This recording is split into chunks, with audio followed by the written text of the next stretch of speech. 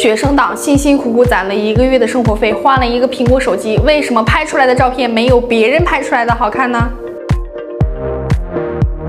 最近啊，这样的话题很多粉丝都问我了。然后今天呢，刚好有位粉丝在小月这里下单了一台13国行256G 的。大家都知道啊，苹果13是锐化最严重的。今天呢，小月就教大家如何把你的相机变得更好看，如何拿苹果13拍出冷清感、氛围感的照片。来吧，今天我们就刚好给客户挑到了这款苹果13，然后给大家演示一下。第一步，我们如何把相机调成氛围感。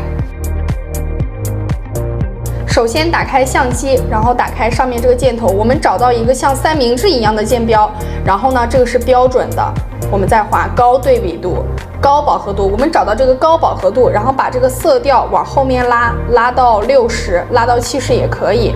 然后呢，我们再把色温往后面拉，我们来看一下哈，它这个色温越往后面拉，它就是越清冷感的。大家应该可以看得出来，但是越往前面拉，它就是越黄的。那这种黄色的话，我觉得不太好看。如果你想打造性冷感，我们就往后面拉。哇，这样拍出来的照片真的是绝子。第二点就是懒人法，我们随便拿着相机拍一个照片。来，我们来看一下这个照片呢。